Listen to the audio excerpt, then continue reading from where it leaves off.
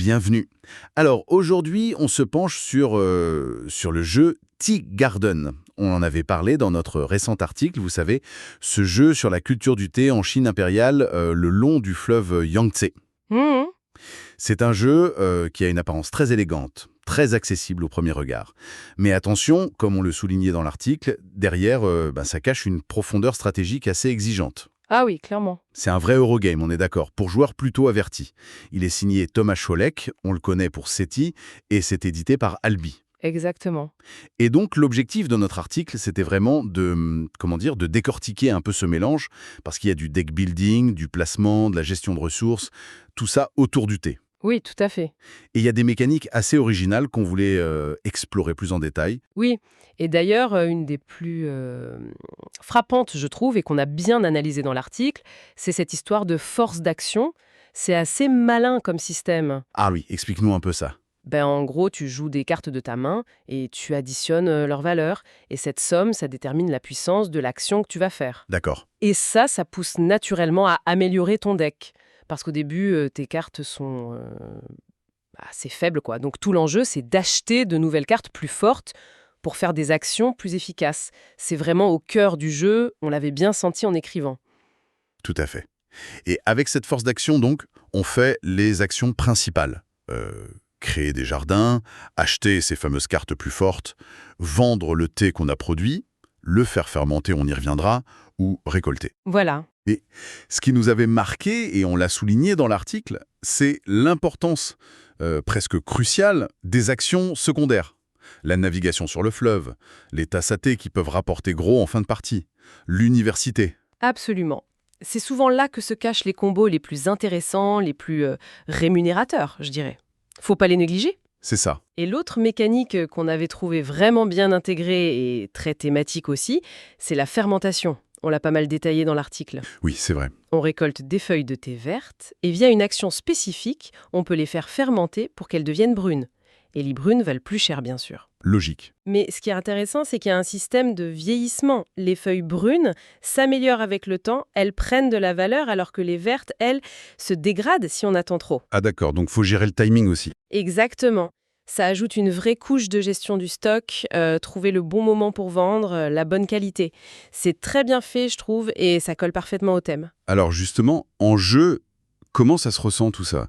Dans notre article, on parlait d'un démarrage un peu lent. On avait titré un truc comme laisser infuser lentement, je crois. Oui, c'est ça. Les 2 premières manches, on a un peu l'impression de pas faire grand-chose, de mettre en place son moteur. Ça peut être un peu frustrant au début. Ouais. Mais après, une fois que la machine est lancée, là, on peut faire des tours assez puissants, avec des combos vraiment gratifiants. Tout à fait. La montée en puissance, c'est réel. Par contre, le revers de la médaille, et on l'avait noté aussi, c'est le risque de trop réfléchir. Ah, la fameuse paralysie analytique. Exactement. Surtout si on joue à 3 ou 4. Chaque joueur veut optimiser son coup et les tours peuvent vraiment s'allonger. D'où notre clin d'œil aussi long qu'une cérémonie du thé. C'est vrai que c'est un jeu où l'interaction est très limitée, hein. C'est très Eurogame classique sur ce point. Oui, chacun construit un peu dans son coin. On avait dit chacun sa tasse, je crois, dans l'article. C'est un peu ça. Et puis, il y a quand même un petit facteur hasard avec la pioche des cartes. Parfois, on attend une carte précise, elle ne vient pas. Ça peut être un peu frustrant. Le côté quand ça manque de saveur. Oui, ça peut arriver. Mais bon, ça fait partie du jeu de deck building aussi, cette petite incertitude. Côté matériel, par contre, on était plutôt d'accord dans l'article pour dire que c'était réussi, non? Infusé avec goût, servi avec classe, c'était ça. Ah oui, visuellement, c'est très joli. Le plateau, les cartes, c'est élégant. L'iconographie est claire, on s'y retrouve bien. Ça aide à l'immersion, même si c'est un Eurogame pur et dur. Le seul petit bémol qu'on avait soulevé, c'était peut-être les plateaux joueurs, les petits paniers pour stocker les feuilles de thé. Oui, c'est vrai, ils sont un peu petits. Quand on commence à accumuler différentes qualités de feuilles vertes, de brunes, vieillies, ça peut devenir un peu le bazar. C'est un détail, mais bon. Donc, si on devait résumer un peu notre verdict de l'article, on est sur un très bon jeu. On lui avait mis 4,5 sur 5, je crois. Oui, c'est ça. Et c'est important, il n'est pas pour tout le monde.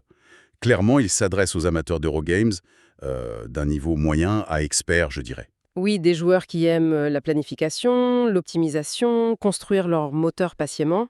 Et qui apprécient une belle esthétique aussi. Exactement. Par contre, si on cherche de l'interaction directe, Des parties rapides ou un jeu familial léger, faut passer son chemin. Tout à fait. Et on avait aussi mentionné dans l'article l'absence de version française pour le moment. Ah oui, c'est vrai. Mais, point important, le jeu est indépendant de la langue, hormis les règles bien sûr. L'iconographie fait vraiment bien le travail. Donc, c'est pas un obstacle majeur si on est motivé. Bon point. En conclusion, ce qu'on a vraiment retenu en écrivant sur Tea Garden, c'est cette image d'une infusion. Délicate, mais aussi exigeante. Un grand cru stratégique, quoi. Mhm. Il faut de la patience, de la réflexion pour vraiment l'apprécier à sa juste valeur. Oui, c'est exactement ça. Et la petite pensée finale qu'on avait mise dans l'article, c'était cette comparaison avec la cérémonie du thé. C'est beau, c'est raffiné, c'est complexe, Oui, mais il faut accepter le rythme, qui peut paraître lent parfois. Apprécier la profondeur plutôt que l'action immédiate. Certains joueurs préféreront peut-être quelque chose de plus instantané, quoi. C'est une question de goût. bien dit. Une belle conclusion pour ce jeu qui mérite d'être découvert par le bon public.